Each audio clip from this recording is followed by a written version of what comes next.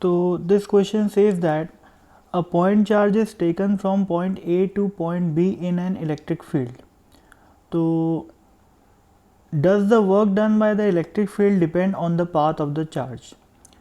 तो भाई electric field के बारे में थोड़ी बात कर लेते हैं। इलेक्ट्रिक फील्ड पहली बात तो दो प्रकार की होती है, ठीक है।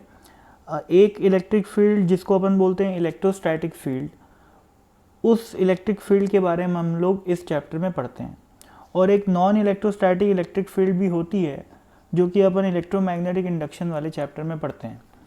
अब इन दोनों इलेक्ट्रिक फील्ड में ये डिफरेंस होता है कि ये वाली जो फील्ड है वो कंजर्वेटिव इन नेचर होती है, ठीक है, जबकि वो वाली जब अपन लोग इलेक्ट्रोमैग्नेटिक इंडक्शन में जिस इलेक्ट्रिक फील्ड की बात करेंगे, so that electric field is firstly non conservative in nature and secondly it is called non electrostatic electric field, ठीक है। तो भाई अगर इलेक्ट्रिक फील्ड का नेचर कंजर्वेटिव होगा तो जो फोर्स लगेगा उस किसी भी चार्ज पे वो भी कंजर्वेटिव फोर्स होगा।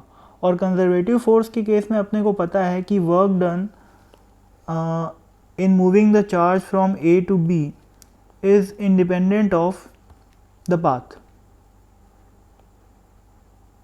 इंडिपेंडेंट ऑफ द पाथ अगर कंजर्वेटिव फोर्स है तो। लेकिन अगर नॉन कंजर्वेटिव फोर्स है तो हमें पता है कि it depends on the path, ठीक है। तो ये डिपेंड करेगा कि हम लोग किस टाइप की इलेक्ट्रिक फील्ड की बात कर रहे हैं। और जब हम लोग इलेक्ट्रोमैग्नेटिक इंडक्शन वाले चैप्टर में इलेक्ट्रिक फील्ड की बात करते हैं, वो क्रिएट होती है because of the change in magnetic field. तो जब मैग्नेटिक फील्ड चेंज होती है तो एक इंड्यूस्ड इलेक्ट्रिक फील्ड पैदा होती है जो कि नॉन इलेक्ट्रोस्टैटिक इन नेचर होती है और नॉन कंजर्वेटिव इन नेचर होती है। लेकिन इस चैप्टर में जिस इलेक्ट्रिक फील्ड की बात करते हैं वो किस वजह से पैदा होती है, एक कोई चार्ज है जो कि रेस्ट पे रखा हुआ है, उसकी वजह से जो फील्ड पैदा होती है, that field is known as electrostatic field. Electrostatic क्यों? क्योंकि चार्ज जो रेस्ट पे रखा हुआ है उसकी वजह से फील्ड क्रिएट हो रही है।